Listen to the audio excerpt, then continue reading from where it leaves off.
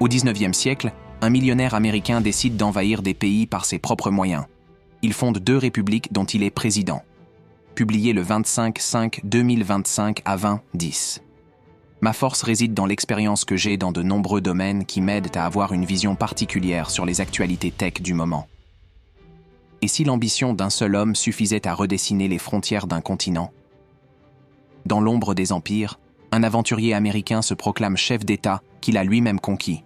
Voici l'histoire oubliée d'un dictateur improvisé, nourri de rêves d'expansion et de domination.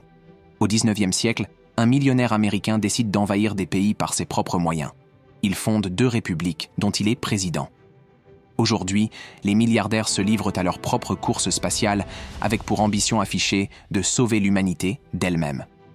On peut notamment penser à Elon Musk qui souhaite conquérir la planète rouge et y établir la première colonie humaine. Au XIXe siècle, cette même fougue poussait les fortunés de l'époque à conquérir des territoires étrangers de manière autonome, à l'aide de leurs armées privées, gouvernant leurs colonies telles d'anciens seigneurs féodaux. Ce fut précisément le cas de William Walker, souvent surnommé le dernier grand flibustier, un aventurier mercenaire indépendant qui réussit à conquérir certains territoires du Mexique et du Nicaragua. William Walker, le dictateur centra-américain. L'histoire de William Walker est un récit fascinant d'ambition, de quête de pouvoir et de construction identitaire en Amérique latine. Né dans le Tennessee en 1824, Walker était fils d'entrepreneurs influents impliqués dans la politique locale. Il fit des études variées en médecine, en journalisme et en droit. Toutefois, il abandonna rapidement ses carrières prometteuses pour se tourner vers la flibuste, devenant ainsi un mercenaire indépendant engagé dans des révolutions non autorisées par aucun État, ayant pour but ultime la conquête de territoires et l'exploitation de leurs richesses. Pour saisir pleinement le contexte de ces invasions privées, il est essentiel de comprendre la doctrine de la destinée manifeste, pilier idéologique majeur des États-Unis au XIXe siècle.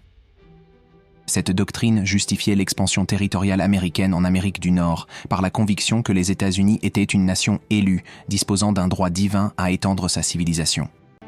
Cette idée légitima des annexions telles que celles du Texas ou de la Californie, et des conflits comme les guerres contre le Mexique ou l'Espagne, en affirmant une expansion inévitable et prédestinée, incarnée par l'expression « par l'autorité divine » ou de Dieu.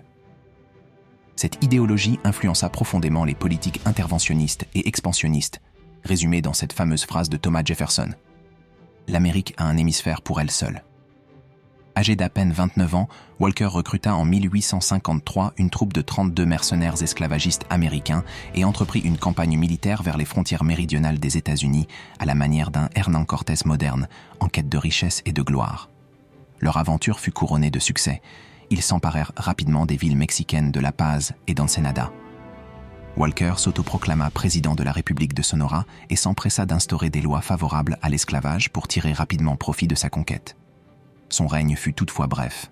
À peine 5 mois plus tard, face à la résistance mexicaine et au manque de ravitaillement, il fut contraint de battre en retraite. Le malheur des uns fait le bonheur des envahisseurs. Loin d'être découragé par l'échec de sa première tentative de colonialisme privé, William Walker s'associa bientôt avec le Parti démocrate du Nicaragua, alors plongé dans une violente rivalité avec le parti légitimiste pour le contrôle du pays centra-américain.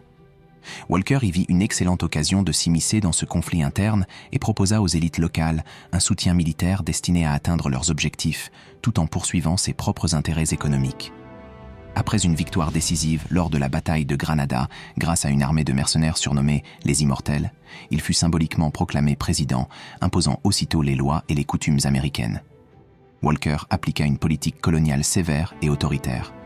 Par décret, il rétablit l'esclavage, fit de l'anglais la langue officielle et encouragea l'immigration d'Américains, modifiant au passage la Constitution ainsi que le drapeau national. Il décréta également la confiscation systématique des biens appartenant aux prétendus ennemis de l'État, lesquels seraient redistribués par une commission spéciale particulièrement favorable aux intérêts de Walker et des États-Unis. C'est là qu'apparut d'ailleurs le germe du futur canal de Panama. Compte tenu de la position stratégique de la région, cette conquête ne passa pas inaperçue aux yeux des États-Unis, qui s'empressèrent de reconnaître officiellement la légitimité de cette nouvelle république dirigée par Walker. L'intérêt américain pour cette zone reposait principalement sur la volonté d'établir une route commerciale interocéanique reliant l'Atlantique au Pacifique. Ainsi fut rapidement créée la route du transit, qui reliait les 2 océans par le fleuve San Juan dans le sud du pays. le retour du héros cerné par les pressions issues des intérêts commerciaux et de ses voisins centra-américains, le gouvernement de Walker fut finalement renversé, obligeant le millionnaire à rentrer dans son Tennessee natal où il fut accueilli comme un héros.